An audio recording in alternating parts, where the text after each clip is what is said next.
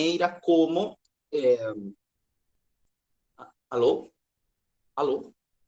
Caiu? Bom dia. Estamos ouvindo, André. Obrigado. Está escutando sem Tudo problema, ok, né? tudo perfeito aqui para a gente. Beleza. Só que deu aqui meio uma parada aí, por isso eu perguntei. A maneira como esse tipo de funções, as funções elípticas de Jacobi e de Weierstrass, aparecem em EDP, aparecem em equações diferenciais parciais. Adiantando um pouco, são um tipo de funções não elementares, tá certo? Um pouco distintas aquelas que são tratadas genericamente nos diversos cursos de cálculo na nossa universidade, no nosso curso, em particular o BICT. Basicamente, o conteúdo do trabalho traz a introdução às definições clássicas, digamos, do que são esse tipo de funções, aonde é que elas aparecem, de que forma que elas aparecem, resultados clássicos conhecidos na literatura e alguns resultados obtidos. E esses resultados obtidos, sim, como parte, em particular, de um trabalho de orientação, de trabalho de conclusão de curso que orientei no ano passado, né? Sim. Então, introdução e definições. Não tem como, digamos, fugir, tá certo, das definições clássicas, se é que se trata, se é que vai se falar de um tema importante, de um tema sério, como essa questão das funções elípticas de Jacobi e de Weierstrass. Essa definição que aparece aí na tela, dada através dessa integral, a integral, ou então a primitiva, da função r avaliada em t e a raiz quadrada de um polinômio quártico, é chamada integral elíptica. Integral elíptica. Desde que esse polinômio quártico, A0T4 mais A1T3 mais A2T2 mais A3T mais A4 igual a zero, ou seja, eu me pergunto pelas raízes desse polinômio, sendo que A0 e A1, o coeficiente que acompanha o termo quártico, TA4, e o cúbico, TA3, não ambos zero, não possua raízes repetidas, sendo que R é uma função racional de t quanto da raiz quadrada desse polinômio quártico. E uma definição clássica, por exemplo, que pode ser encontrada, eu cito aqui a bibliografia, no Birge e Friedman, o manual, que versa em particular sobre diversas propriedades dessas funções de Jacobi e de Weierstrass. Historicamente, ou através do estudo científico, como é que surgiram esse tipo de funções? Por exemplo, no processo de determinação do comprimento das elipses, que é um assunto clássico, por exemplo, em cálculo integral, não é? E, tecnicamente falando, na retificação de elipses, ou então na determinação de períodos de oscilação do pêndulo simples, pêndulos ideais. Não tem como não chegar a esse tipo de integrais elípticas se você, então, está retificando as elipses ou, então, determinando o período de oscilação de pêndulos simples, pêndulo ideal. Diversos matemáticos, prominentes matemáticos, como Fragnano, italiano, Euler, alemão, Lagrange, Landin, estudaram no século XVIII esse tipo de integrais, mas foi justamente o matemático Legendre, lá no final do século XVIII, que conseguiu estabelecer o seguinte: esse tipo de integrais, a integral elíptica, essa que está aí, então, raiz quadrada é uma função racional, raiz quadrada de um polinômio quártico, sem raízes repetidas, pode basicamente ser escrito através de funções elementares, aí sim aquelas que nós estudamos, por exemplo, no nosso curso, nos cursos básicos de cálculo, as funções algébricas, trigonométricas, as suas inversas logarítmicas, e também, ou como também, com três integrais fundamentais. Essa integral que aparece aqui, integral de 0 a y, 1 sobre a raiz de 1 menos t quadrado, 1 menos k quadrado t quadrado, como você aprecia aí, fazendo a mudança de variável y igual a seno de φ. Uma outra forma de escrever a integral de 0 a φ de 1, de nu, sobre a raiz de 1 menos k quadrado, seno quadrado de nu. A integral elíptica de primeira espécie ou de primeiro tipo. Um outro tipo de integral aparece aqui, tá certo? A integral de 0 a y, raiz de 1 menos k quadrado, t quadrado sobre 1 menos t quadrado. De novo, com a mudança de variável, pode ser escrita dessa forma, através da função seno, tá certo? Função de terceiro tipo, a integral de terceiro tipo. E essa última integral. Basicamente, então, toda a integral elíptica pode ser escrita através de funções elementares, aquelas já conhecidas ou tratadas no cálculo, bem como dessas três integrais fundamentais, esses três tipos de integrais. A variável y que aparece é chamada o argumento, digamos, dessa função, e o k, o módulo elíptico, variando de 0 a 1, tanto y quanto k variando de 0 a 1, mas simplesmente isso é uma questão de convenção, já que pode ser escolhido de outra forma, de outra maneira. Através dessas integrais é que se define justamente as funções elípticas de Weierstrass e de Jacobi, e vamos começar com as funções elípticas de Jacobi. Simplesmente, e aqui eu quero citar um livro muito famoso, muito importante, que é o livro do professor Tom Mike Apostol, Cálculos, volume 1, como se faz, da editorial espanhola, né? Reverter, aqui está, clássico conhecido. Em particular, eu cito esse livro, que eu tenho em língua espanhola, que é a minha língua materna, né? Como se faz neste livro, na página 232, com a função arco-seno. É conhecido, para quem estuda matemática, digamos, com convicção e entrega, né? Que uma outra forma de definir as funções trigonométricas é se baseando primeiro numa integral, que não é elíptica, mas esse processo de inversão é o que inspira também esse tipo de integrais. Então, como se define o seno? Através da sua função inversa, primeiro o arco-seno, através de uma integral, como se faz neste livro famoso do professor Apostol. Pois bem, essa ideia, então, de reverter, de inverter as integrais, é o que inspira, de fato, ou que inspirou também essa definição das funções elípticas, tanto de Jacobi quanto de Weierstrass, que aparecem, sim, essencialmente em problemas práticos, né? Na determinação do comprimento de elipses, e isso, evidentemente, serviria em astronomia, ou também na determinação do período de oscilação de pêndulos simples. A inversa da função da integral elíptica de primeira espécie, então, é chamada função sinoidal. Esse processo de inversão não é tão simples, não. Sim, precisaria, do ponto de vista matemático, garantir a existência da inversa, por exemplo, provando que a própria função em si mesma é injetora, enfim, tudo que a gente sabe de matemática, não é? Eu digo sabe, incluindo os alunos, claramente, um conceito essencial. Função quinoidal, analogamente a como se faz com a função senoidal e cossenoidal, raiz de 1 menos a função sinoidal ao quadrado. E aparece um outro tipo de função mediando o módulo elíptico, que é a função dinoidal, essa função que está aí. Essas três funções deduzidas a partir da função sinoidal, que é a inversa, sim, inversa do ponto de vista matemático, clássico, usual, da integral elíptica de primeira espécie, são duplamente periódicas, suaves e satisfazem as seguintes equações diferenciais. Então, para a função sinoidal, nós temos que a segunda derivada dessa função é igual a menos 1 mais k quadrado y mais 2k quadrado y ao cubo. Para a quinoidal, essa outra equação diferencial. Para a função dinoidal, a segunda derivada dessa função, a dinoidal, menos 1 menos 2k quadrado y menos 2k quadrado y ao cubo. Isso pode ser consultado também no livro dos professores Beer e Friedman, o manual que versa sobre funções elípticas, ou, por exemplo, na parte teórica do Wolfram, do programa do Wolfram.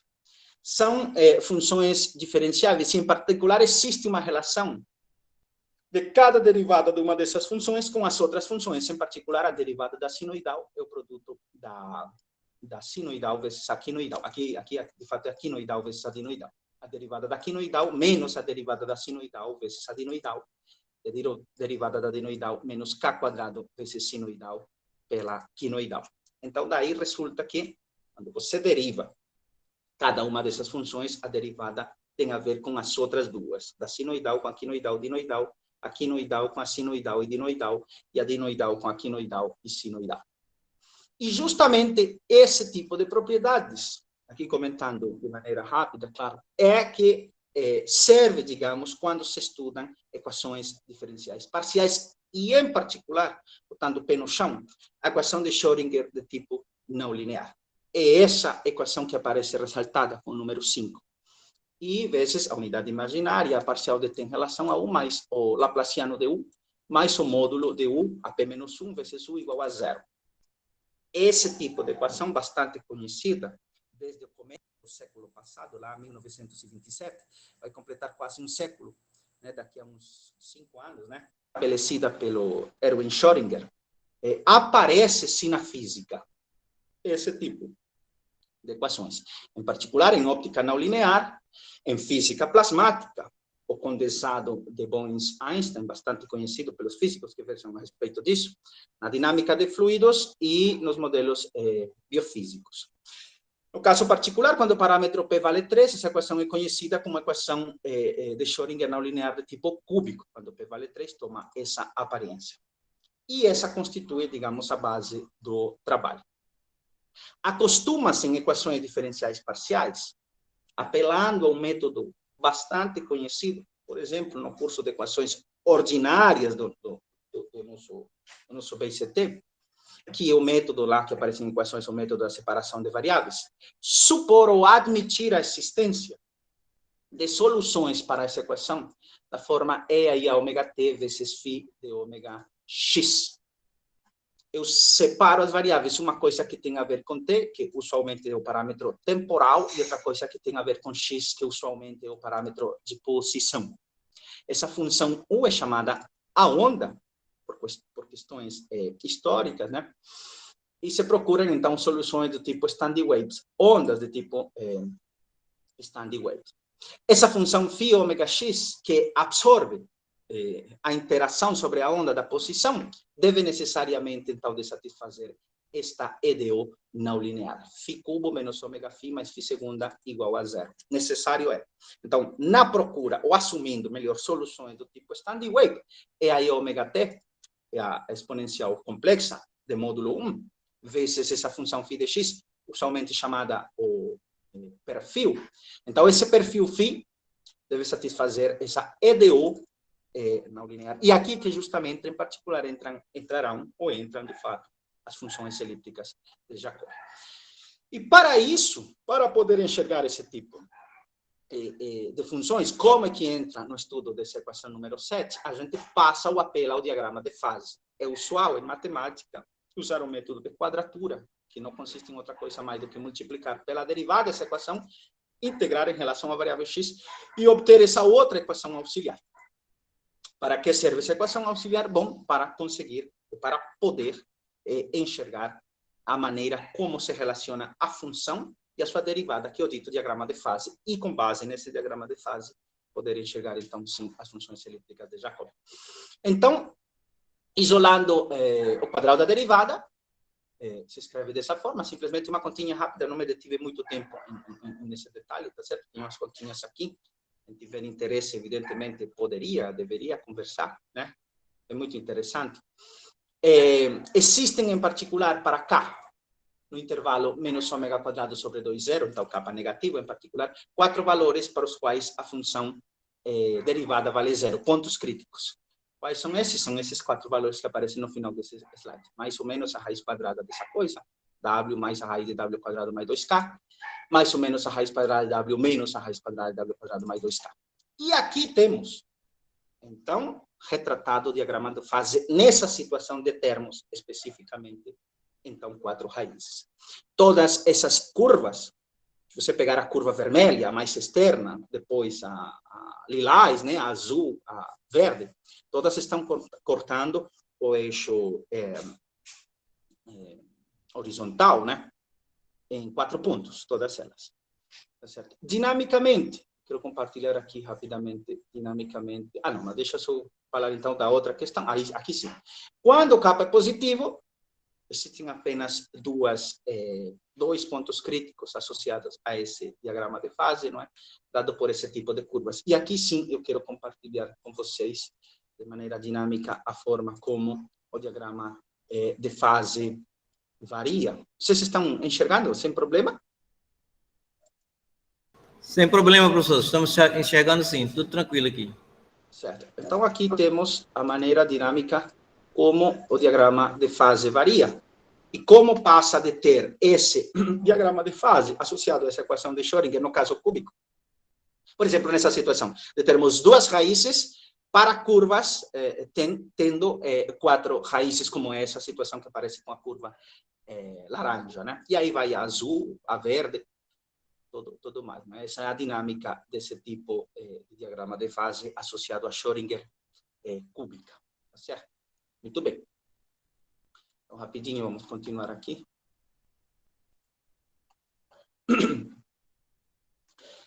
Tem um caso fundamental, do ponto de vista da teoria dispersiva. Qual o caso fundamental? Quando k vale zero. Quando k vale zero, você retorna a sua equação aqui em cima, não é? Essa equação diferencial aqui, desculpa, aqui, φ' quadrado igual a menos φ quadrado menos ômega ao quadrado sobre 2, mais φ quadrado mais 2k sobre 2. Quando k é zero, essa equação aí, e essa merece uma análise particular, essencial, você chega nessa equação, φ4 menos 2 ômega φ quadrado mais 2 φ' quadrado igual a zero. Com o objetivo, uma das coisas que já pode ser vista daí, de que a φ não seja função nula, necessariamente o parâmetro ômega deve ser positivo. Sim, aqui tenho φ quadrado menos 2 ômega φ4, desculpa, menos 2 ômega φ quadrado mais 2 vezes o quadrado da derivada, dando zero. Caso o φ venha a ser negativo, então esse termo, menos 2 ômega φ quadrado, seria positivo. Caso o ômega seja negativo, seria positivo. Todo mundo deveria zerar. Mas se é que eu não quero isso, necessariamente o parâmetro ômega deve ser positivo. Isolando a derivada, eu tenho duas opções, mais ou menos a raiz de ômega φ quadrado menos φ4 sobre 2. Essa função derivada em termos da φ varia no parâmetro, no intervalo fechado menos 2, raiz de 2 ômega até raiz de 2 ômega. É clássico, via o teorema da função inversa, definir, então, para φ, no intervalo 0, raiz de 2 ômega, a função x de φ. Então, integral de 0 a raiz de 2φ, 1 sobre a raiz de ômega t quadrado menos t quadrado sobre 2. Aí é que entra, por exemplo, a analogia com o arcosseno, como eu citei na página 231, 232 do livro do professor Apostol. Invertendo o arcosseno, evidentemente, obtém-se uma outra forma de enxergar a maneira de definir as funções trigonométricas, a função seno. Sim. Então, invertendo essa integral, que neste caso não é elíptica, no caso k igual a zero, obtém-se uma função bastante importante, bastante particular. Fazendo substituição, z quadrado igual a ômega menos t quadrado sobre 2. Aqui entra cálculo integral na veia. Para quem pergunta, sobretudo na sala de aula, de maneira aplicada, né? Onde que entram todas as coisas que a gente vê no cálculo. Pois bem, aqui uma substituição simples, no cálculo da equação de Schrödinger, que tem a ver, evidentemente, com assuntos práticos de óptica não linear, de condensado de Einstein, por exemplo. Então, podemos sim avaliar essa integral. Para, finalmente, aí simplesmente são contas, não é? Obter o perfil φ de x, então invertir a integral, raiz de 2 ômega secante hiperbólica da raiz de ômega x. Secante hiperbólica. Quando k vale zero. Esses resultados todos apareceram lá a meados do século passado, no trabalho de Einstein, entre outros. Aqui eu mostro o tipo perfil secante hiperbólica na cor azul e em preto, na cor preta embaixo, o diagrama de fase associado, e perceba que o diagrama de fase associado ao perfil secante hiperbólica possui 3 raízes. Aí é um rompimento. Né? Tínhamos ondas aqui em cima, curva no diagrama de fase, tendo 2 raízes, como é o caso da lilás, da vermelha, da verde, nesse caso aí, ou então 4, como é o caso dessas daí, não é? Já para secante hiperbólica, e é bastante específica a maneira como a gente encontra esse perfil, não é? E temos esse diagrama de fase em preto. O perfil secante hiperbólica é essencial no estudo dispersivo da equação de Schrödinger. E esse trabalho é mostrado por Einstein em 2 artigos, aqui eu cito 5 e 6, aqui eu até deixei em espanhol 5 e 6. Lá, esses artigos aí são da década dos 80, do século passado. Pode ser feita uma modificação desse modelo da equação de Schrödinger? Pode. Através da delta de Dirac, que são interações de tipo pontual. Então, I parcial de 1 em relação a t, mais o laplaciano de 1, mais z vezes simplesmente um parâmetro real. A delta de Dirac, agindo no zero, igual a 1 menos o quadrado vezes 1. E aqui, para toda φ, no espaço de Sobolev H1, como é que age a função delta de Dirac? Simplesmente com avaliação em zero. Isso pode ser visto, entre outros livros, no livro do professor Albevello, por exemplo.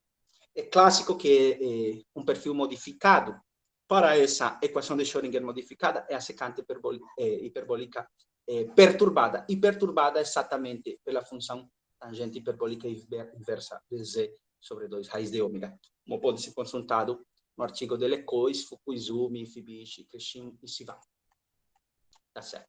Aqui temos o modelo essencial para Z positivo, com esse tipo de biquinho, para Z negativo, como que são obtidos os gráficos desse perfil. E então, aqui sim como resultados agora obtidos.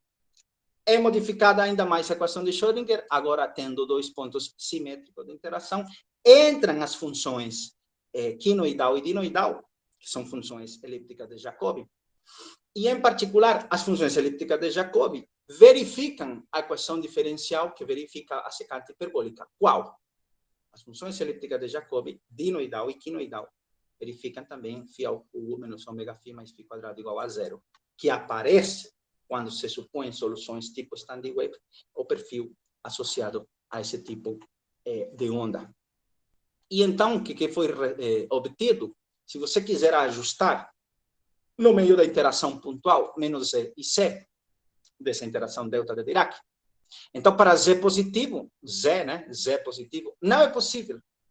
Não é possível ajustar uma onda quinoidal, sendo possível ajustar apenas uma dinoidal, da forma alfa dinoidal de beta x mais θ, onde alfa, em particular, foram encontrados explicitamente essas expressões, raiz de 2 ômega sobre 2 menos k quadrado, raiz de ômega sobre 2 menos k quadrado para o beta. E já que a dinoidal é uma onda periódica, foi comentado, tudo isso bem rápido, claramente, θ pode ser zero ou k de k, a integral elíptica de primeira espécie. Uma relação entre o período minimal e o ponto C onde interagem as deltas é que se T de φ for o período minimal, o período principal dessa onda, né? Então, esse ponto C não pode ultrapassar a metade do período. Para o caso Z negativo, existe um resultado análogo com as ondas quinoidais, tá certo? E temos, então, o seguinte teorema. Para C fixo e Z variando no intervalo 0, π sobre 4C, daí você percebe que se o parâmetro C é pequenininho, então o intervalo pode ser grande, né? E se o C é grande, esse intervalo é pequeno. Então, nós temos como, de maneira específica, ajustar esse perfil de tipo secante hiperbólica fora dos pontos de interação. Então, tipo secante hiperbólica antes de menos C, secante hiperbólica depois de menos C, e justamente agindo entre menos C e C, o tipo de onda dinoidal, satisfazendo todas essas propriedades. E isso com o objetivo, então, de ajustar ou encontrar soluções diferentes ao perfil secante hiperbólica via funções elípticas de Jacobi para essa equação. Por outro lado, as funções elípticas de Weierstrass, e aqui sim essa parte, já é a última parte desta apresentação, tem a ver com um estudo que a gente fez no trabalho de conclusão de curso de um aluno que orientei no semestre passado. Olha como uma equação autônoma não linear de segunda ordem, essa que aparece aí, y, duas linhas igual a y quadrado, como essa simples equação diferencial, bastante parecida ao perfil que satisfaz a φ, lá na Schrödinger, simplesmente que aqui é o quadrado, essa daqui vai levar nas equações, nas funções elípticas de Weierstrass. Então, algumas propriedades do ponto de vista qualitativo é que essa equação não possui soluções ímpares. Além da função trivial, evidentemente, a função nula, aquela função que associa todo número x ou número zero, é, evidentemente, uma solução dessa equação diferencial, trivialmente, a função nula. Mas, além da função nula, não existe, não tem como botar uma solução ímpar. E aí a demonstração é bastante fácil, porque se φ for ímpar, evidentemente o seu quadrado é uma função par. De novo, conceitos básicos aí que nós tratamos nas nossas aulas, por exemplo, desde o cálculo diferencial, paridade, imparidade de funções. Enquanto a segunda derivada de uma função ímpar também é uma função ímpar. E claro, se a segunda derivada é ímpar e o quadrado da função é par, você está falando com isso que uma função par é igual a uma função ímpar. Pois bem, no espaço vetorial, então aqui a álgebra linear, das funções da reta para reta, e as funções da reta para reta constituem, como os alunos de álgebra linear, e evidentemente os professores sabem, no espaço vetorial, a única função que simultaneamente, ao mesmo tempo, pertence ao subespaço das funções pares e ímpares é a função nula, a razão pela qual não tem soluções ímpares, além da função nula. Tem uma propriedade de escalamento, é que se Q de W for uma solução dessa equação diferencial, então a função φ de z, olha só, 1 sobre x quadrado QZ de z sobre x, no conjunto xi, também é solução. E aí a verificação é a derivação usual. Olha só, e aqui é crucial encontrar, então, rapidamente um tipo de solução para essa equação diferencial. Se nós assumirmos que o domínio da função QC for a reta tirando zero, e isso porque o x não pode zerar, evidentemente, da própria propriedade de escalamento, digamos assim, dessa função, dessa equação diferencial. Então, se o domínio da φ é a reta tirando zero, que eu represento aqui como R estrelinha, para todo x diferente de zero, então o próprio I é a reta tirando zero. Veja essa propriedade do ponto de vista algébrico, ou então conjuntista. X vezes I, o conjunto I, a reta tirando zero, para x diferente de zero. Então o próprio I deve ser a reta tirando zero. Deve ser a reta tirando zero. Então, eu poderia avaliar a minha função φ de z em z igual a x. X diferente de zero. Z eu troco por x. Então, ficaria 1 sobre x quadrado, que z de x sobre x. X sobre x é igual a 1. E sim, porque que z tem por domínio a reta tirando zero. Então, essa φ de x fica que z avaliado no 1 sobre x quadrado.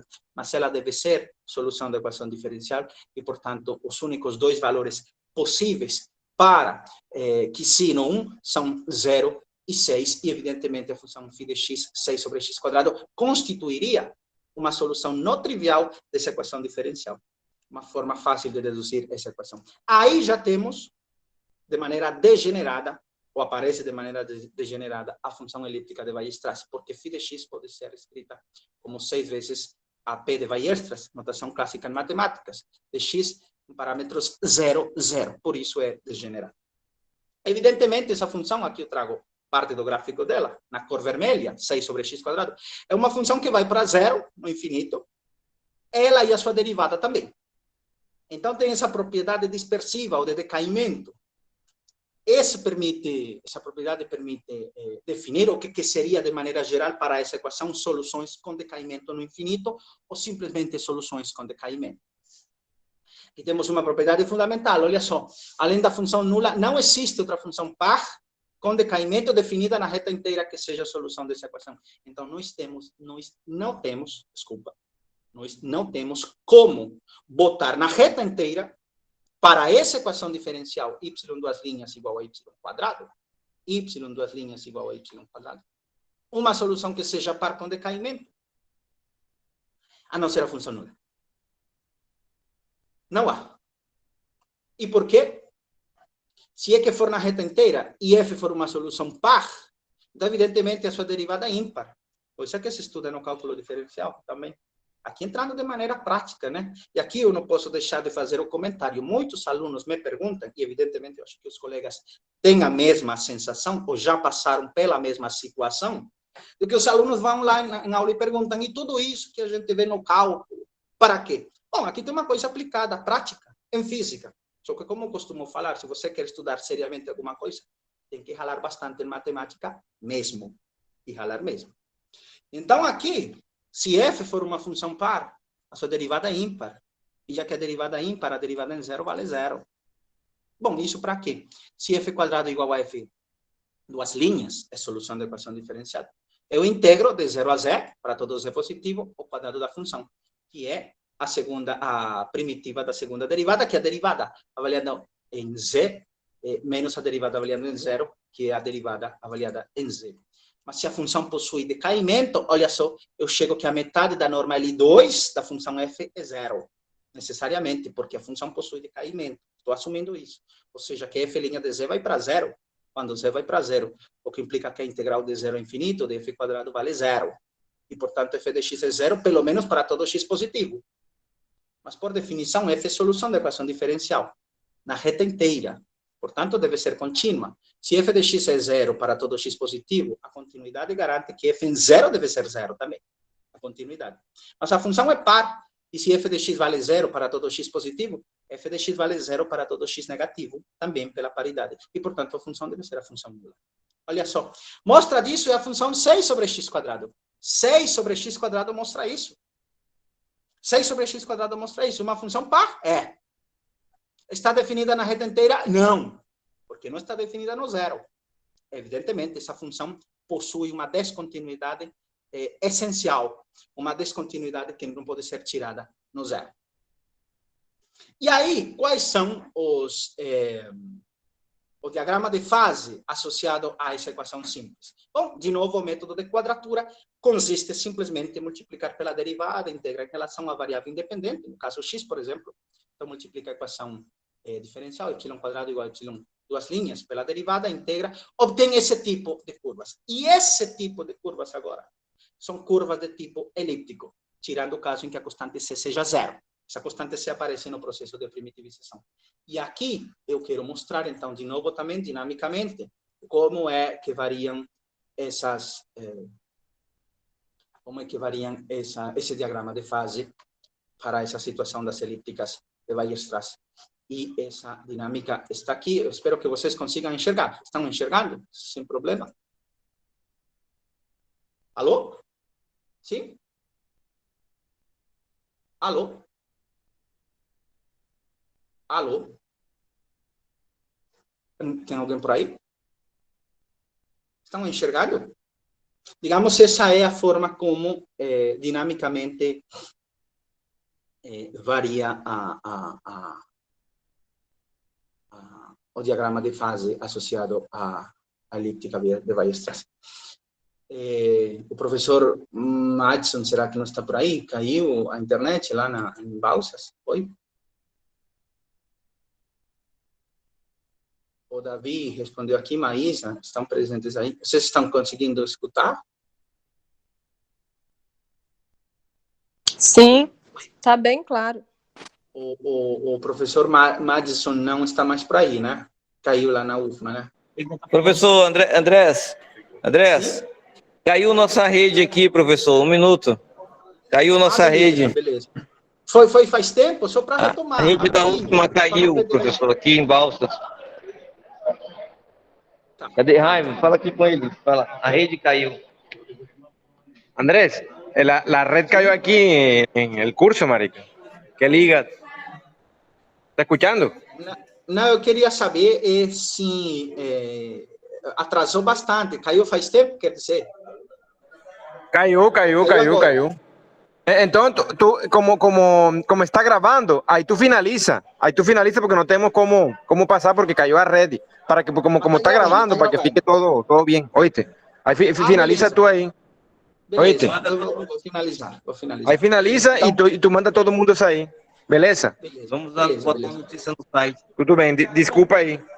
Caiu a rede. Vamos botar a notícia no site. Não, isso acontece, né? São Fala para ele coisas aí. falar para o pessoal que vamos ter notícia no site. Y por favor, habla con el personal que cayó la red, que es una cosa que sale del control tuyo y de nosotros aquí, ¿oíste? Entonces, fecha. Sim, aqui. Não sei se estão te y, ouvindo, bueno, né? gracias, ¿no? Porque no joda. Que liga, pues. Todo bien. Sim. Não sei se os meninos escutaram o que o professor Raibel disse. Vocês escutaram o que o Raibel disse? Érica, Ele falou Marisa. que você pode encerrar, que está gravado, então ele pode repassar o vídeo da onde parou. Sim. Então, vou simplesmente, como que se diz, encerrar mesmo, tá certo? Rapidinho o que eu quero terminar de falar. E porque é difícil, né, controlar esse tipo de situações. Bom, essas são o diagrama de fase associado às elípticas de Weierstrass. E, por fim, então, já mesmo aqui estou terminando, né? Aqui, bom, então, simplesmente tirei uma foto lá do que estava apresentando no GeoGebra, desse diagrama de fase. De novo, define-se uma integral, agora sim elíptica, x de y, para k variando de 0 a y, raiz de 3 meios de k até y, de 1 sobre a raiz quadrada de t cubo menos k cubo, tá certo? Uma integral elíptica, lá da definição no começo da palestra, tá certo? Essa integral está bem definida. Por que é importante garantir que essa integral esteja bem definida? Porque justamente a gente está tratando com uma descontinuidade. Evidentemente, se o t vale k, e aqui eu tenho t cubo menos k ao cubo, então o denominador é zero, se o t vale k. Estou integrando de k até y. Então precisa, uma das coisas, ter o maior cuidado, é garantir justamente que essa função definida dessa maneira está bem definida, já que estou tratando com uma integral imprópria. De novo, conceitos que aparecem no cálculo. Eu controlo essa integral por 1 sobre k, o logaritmo natural de y mais y quadrado menos k quadrado sobre k. Isso é simplesmente um exercício de cálculo integral. E x infinito, a integral imprópria, digamos, de maneira completa. K embaixo ou k embaixo, infinito em cima. Entendido essa integral como limite quando eta vai para infinito, de k a eta de 1 sobre t raiz quadrada de t cubo menos k ao cubo. Aqui eu botei quadrado, aqui eu errei, de fato. Preciso corrigir. É cubo mesmo. Cubo. É cubo. Cubo. Eu preciso, agora que eu vi. É cubo. Eu controlo esse valor, que interessa, pela quantidade 1 sobre a raiz de k, logaritmo de tudo isso que está aí dentro, né? Mais 4 sobre a raiz de 1 mais k. Então, isso está controlado. E, portanto, essa integral é convergente, de maneira específica. X infinito, que é aquele limite, vale 2 raiz de ômega gama de 7 sextos sobre a raiz de k gama de 2 terços. A função gama de x já está escrito aqui, justamente a função gama que aparece na análise clássica, no cálculo clássico. Então, essa integral assim definida é estritamente crescente, está certo? A sua derivada é positiva e a inversa satisfaz a equação diferencial y quadrado igual a y duas linhas. Aqui nós temos o gráfico em vermelho, da parte positiva daquela integral, em azul a parte negativa, e as retas horizontais, x infinito na parte superior e menos x infinito na parte inferior, indicam que essas curvas possuem assíntotas horizontais. Portanto, inversas possuem assíntotas verticais quando eu inverto essa função. E aqui eu tenho graficamente essa situação. Evidentemente, a reta oblíqua, na cor laranja, é a reta identidade, y igual a x. Tá certo? Em vermelho, as suas correspondentes funções inversas. Então, aqui, abrindo ao longo do eixo x, tá certo? Em vermelho. E a sua inversa, aqui na cor vermelha, abrindo ao longo do eixo y. Aqui embaixo, no quarto quadrante, em azul, essa função. E a sua inversa, no segundo quadrante, aqui em azul. Então, vermelho com vermelho, azul com azul. E, de fato, o que abre em relação ao eixo x, que não é uma função, é aquela função que abre ao longo do eixo y. Essa função não é injetora. Justamente isso que permite botar essas funções periódicas e positivas. Olha assim o gráfico, que eu posso repetir. Esse gráfico que abre ao longo do eixo y, aqui. Por quê? Porque a equação diferencial é uma equação diferencial autônoma. E como se aprende no curso de equações diferenciais? Toda e qualquer equação autônoma tem a propriedade de que, se você consegue uma solução da equação, então uma translação, escolhido convenientemente o domínio, também é uma solução. E aqui temos, essencialmente, as soluções. Raiz cúbica de 6, a Weierstrass de x mais a sobre a raiz de 6, 0b, com a e b números reais. Tá certo? E, bom, aqui o caso essencial, 6 sobre x quadrado e a sua correspondente curva, no diagrama de fase, a curva azul. Então, em vermelho, uma das soluções, 6 sobre x quadrado, com decaimento, essencialmente a única par, definida na reta tirando zero, e em azul, a sua correspondente diagrama de fase. Essa curva azul se corresponde com uma curva cuspidal, não é de fato uma função elíptica, não é? Porque tem essa cúspide na origem, esse biquinho na origem, estou me referindo à curva azul. Mas aí a derivada existe, vale zero, contudo, essa curva azul não é uma curva elíptica. Bastante estudada essa curva azul, desde o século XVII, pelo matemático inglês William Neal, no século XVII, chamada a parábola semicúbica. E com isso eu encerro, então, a apresentação. Aí tivemos esse problema, né, meus caros professores, ouvintes, alunos. Então, não sei o que devo fazer, né? Eu acho que seria bom falar agora com Raibel, se eu pudesse por aqui, né? Mas, então, não sei, será que eu sairia da apresentação? Alguém está por aí para me auxiliar? Não sei se alguém esteja, né? Geralmente, depois que encerra, a gente abre para perguntas, curiosidades.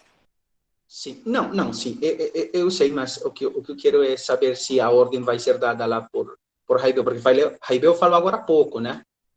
Não sei se ele consiga falar aí ou esteja me ouvindo, ou então o professor Madison, né? Ou então, bom, se não for dessa forma, então não sei se vocês têm dúvidas, né? Queiram perguntar alguma coisa a respeito desse trabalho, tá certo? Eu fico à disposição de vocês, caso vocês tenham alguma dúvida ou queiram saber alguma coisa a mais. Eu acredito que deve ter caído de novo, porque se ele estivesse escutando, ele já teria dado retorno.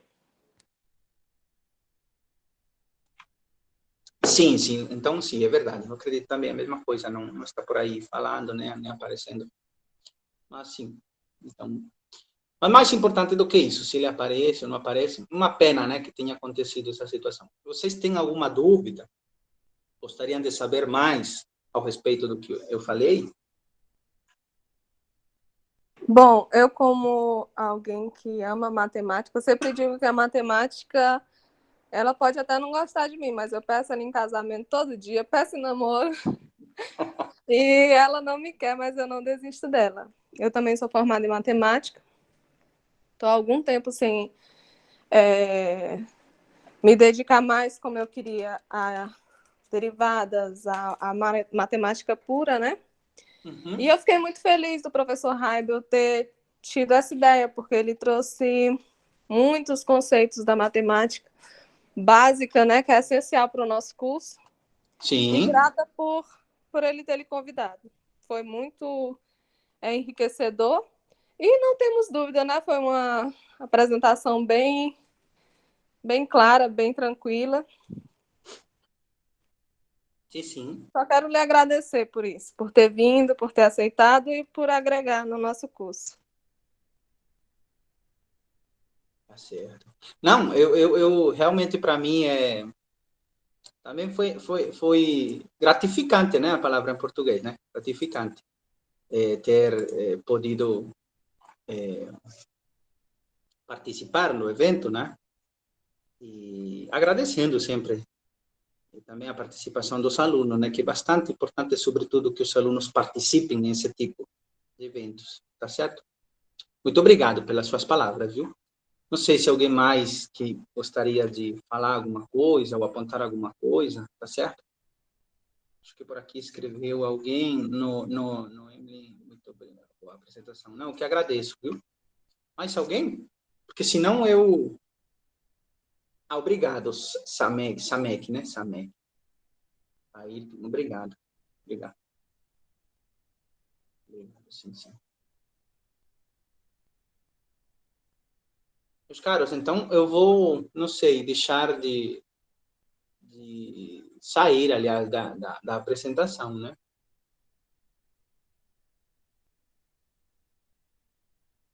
E não sei se vocês sairiam também, né? Acho que a Raibel falou isso, né? Pediu isso no final. Acho que a gente pode encerrar e a gente só fica grato por ter participado, triste por ter ocorrido isso, mas são coisas que fogem do controle, né? Hoje, de fato, sim, de fato não tem como controlar isso. Então eu agradeço a todos vocês, viu? Quem está escrevendo Até também no chat. mais. Bom dia, senhor. Até mais. Muito obrigado, viu? Muito obrigado, bem. Obrigado.